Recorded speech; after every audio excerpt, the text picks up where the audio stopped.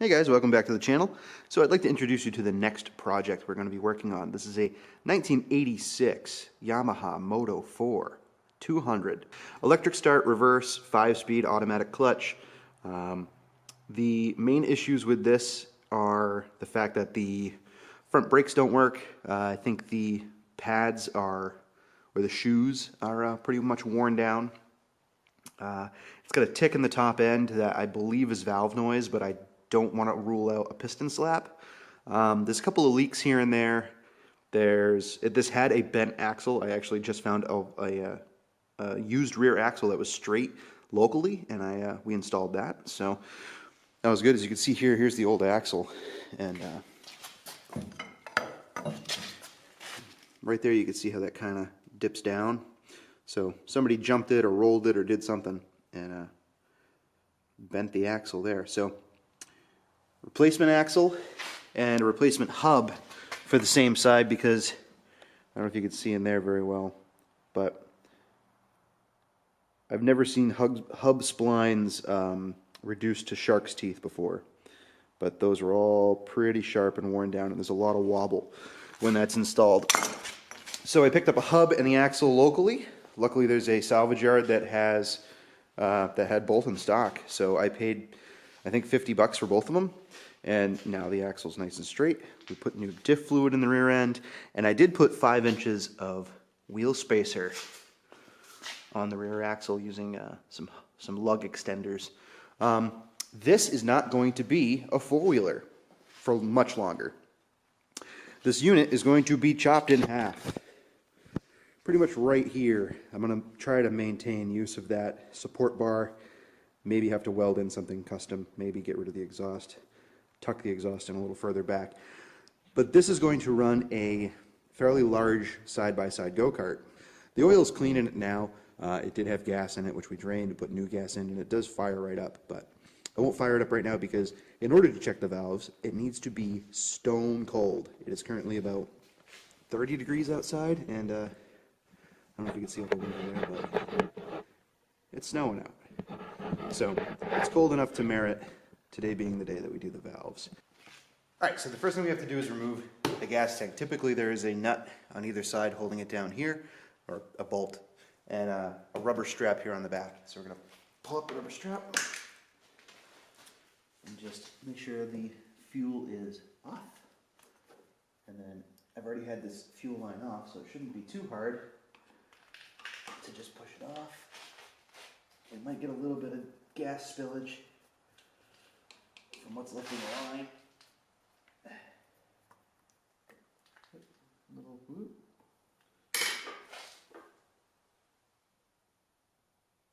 Just a little dribble. Just cover it up and off. So the things we're looking to get access to is this cover in the front, and there's a cover just like it in the back. The cover in the back has 2 bolts, the cover in the front has 3 bolts. I believe these are 5mm Allen keys. Yep.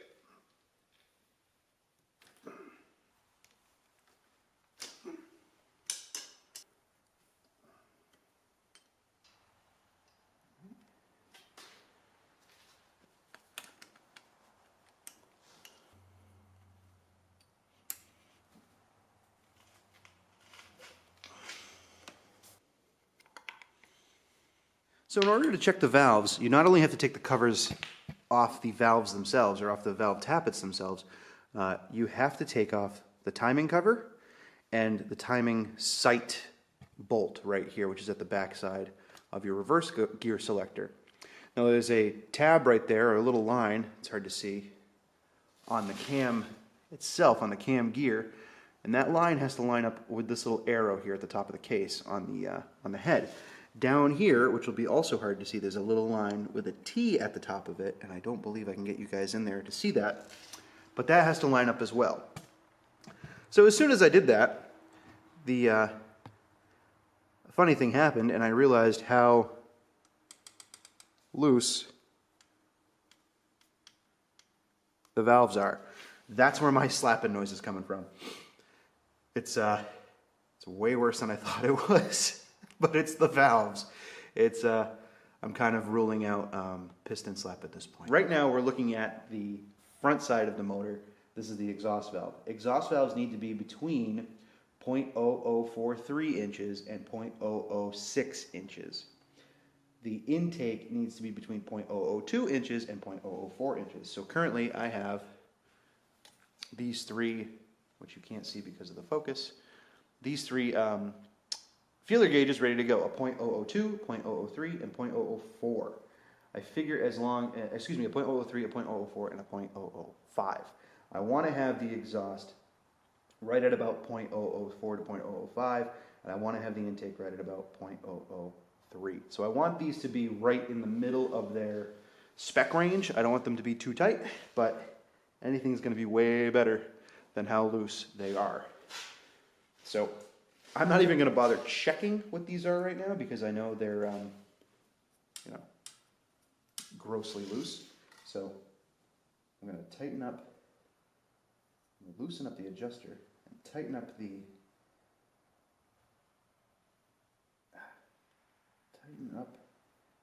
actual tappet as far as I can.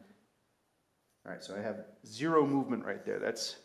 I have a little side-to-side play, but I don't have any up and down play. So I'm going to back it off a hair. And I am using my fingers for this, but you can use a little pair of needle nose pliers. There should be no resistance on these. If you have resistance on these, soak them in PV Blaster, put some Marble Mystery oil on them, something like that. Get those loosened up so that way you can fine-tune them by hand, because you do not want to be forcing these with a wrench. If you strip them out, you're better off replacing them. So I'm going to start here with a 004 feeler gauge. 004 slides in nicely, and I have barely any drag, very little bit of drag. So if I tighten the lock nut, I can actually feel pretty much the perfect amount of drag right there. I can keep tightening the lock nut, and I still have, it goes in and out nicely, and there's still a hair of drag. But as you can hear, there is a little bit of slop there. So, I'm not going to do that with the adjuster. Excuse me, I'm not going to do that with the lock nut. I'm going to do it with the adjuster this time. Normally, the lock nut will kind of follow the adjuster in to just about the perfect tension, and then you can lock it down. So right there, I'm not able to push the feeler gauge in. There we go. Slide it in, and it's starting to push. So I'm going to take my needle nose and just lock it down a little further. Right there is where I have just a bit of drag. I don't want to be able to hang my feeler gauge off of it, but a bit of drag is what you want.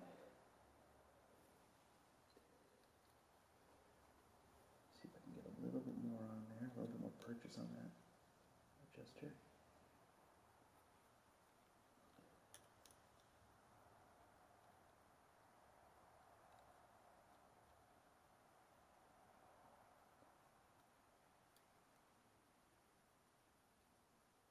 Right about there is kind of perfect. It keeps backing off a little bit though, every time I let go of it.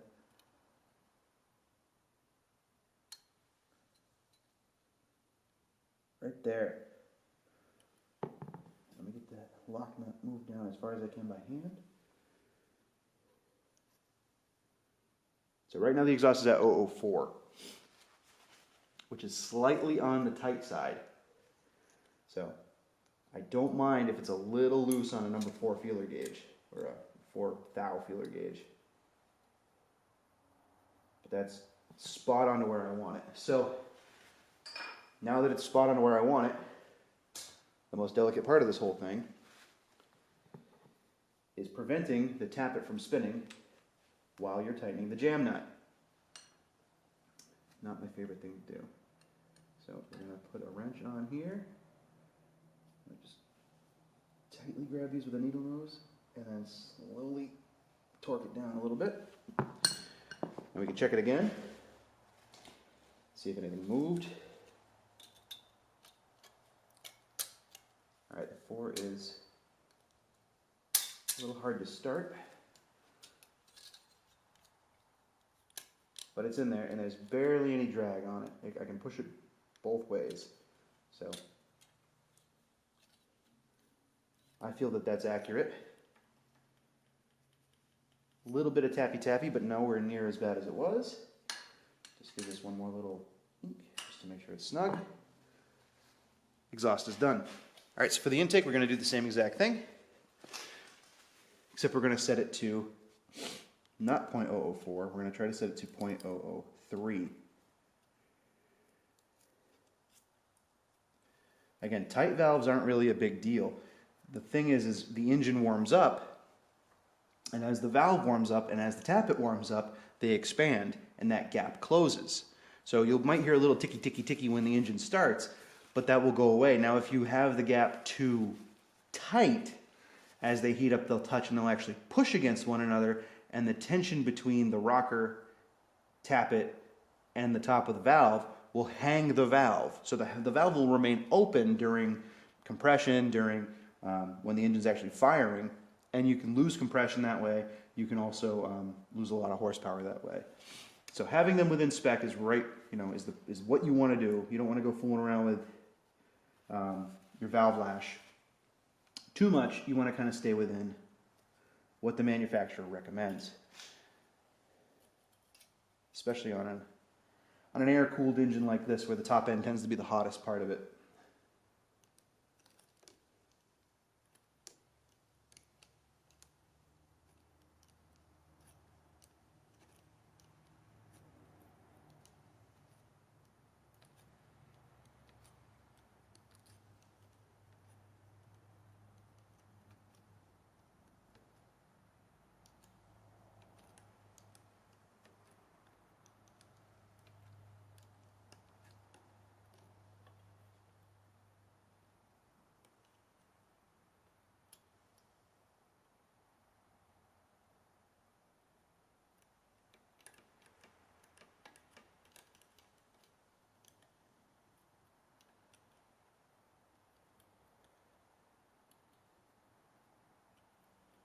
All right, that's right at 3 thou. All right, locking the adjuster.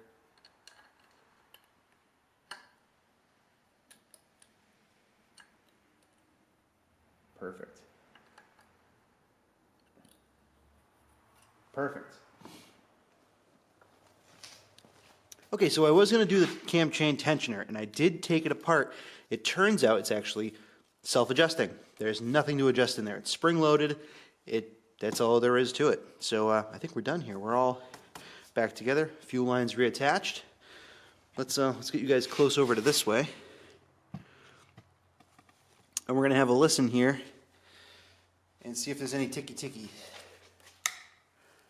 Cold, cold start. Chokes on. Here we go.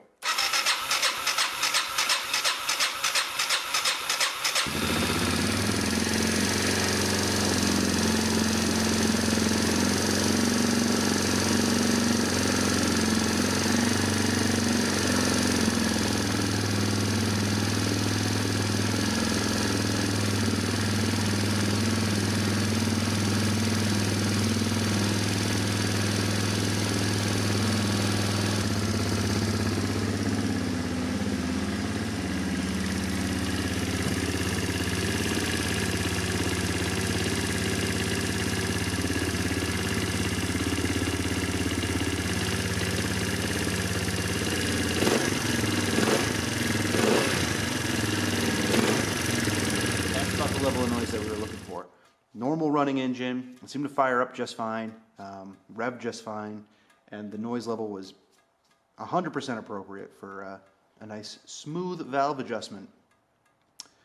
So yeah. Oh, and by the way, next time we're like doing this together, you guys gotta tell me when I screw up. On the exhaust, I was using the shim for a 004 inch, 4 thou, I think that is, 4/10 thou. No, I don't remember. I think it's 4 thou. I was using a 4 I needed to have used a 5, and you guys just let me go on and keep doing it as a 4. So I took it back apart, and I did redo the valve with 005 lash. So it seemed to do the trick. It's running really good, very smooth. You know, a 33-year-old machine. It's running pretty good. I'm just really happy that it wasn't piston slap, because that noise was really concerning. And now that that noise is there, I know 100% that we do not have piston slap. That top end is in good shape. So since this thing runs and drives and shifts through the gears, we're going to be starting on our next project. Now the next project is to take this, like it is, and turn it into this. See what I'm doing here? If I back up a little bit, you can start to see how things line up. That over the, actually I gotta go even further back. Might not even be able to see it here. All right, so we're gonna have this there, this there. See how long this thing's gonna be? It's gonna be massive. But it's gonna be like a little side-by-side go-kart. I doodled this up because I wanted to kind of get a perspective of what I wanted to do here. And it's gonna be basically a low-to-the-ground side-by-side. Just so you think we're not going to have to build that whole thing, I have a donor. That is a giant homemade go-kart. This is a man-sized go-kart. The rear axle's out of something. I don't know why. It looks like an ATV or a go-kart. There's no engine mounts. There's just a hole in the floor where the chain would have gone through. So I don't know if it had a separate like entity that went in there for an engine. It could have been a snowmobile engine just based on how rugged this is. This is all made out of black pipe, 1 inch and 3/4 inch black pipe. Some heavy walled stuff. It's pretty rugged. Way more rugged than what I really need, but I think 200cc should be able to pull it, push it around pretty good. But that's what we're going to use. So stay tuned for that. Hopefully when springtime rolls around, we'll be able to pull this out and thaw this out and start hacking away at all the old suspension and kind of rechange the shape of the body a little bit just to get it to fit the Moto 4. All right, so with that, thank you guys for watching so much.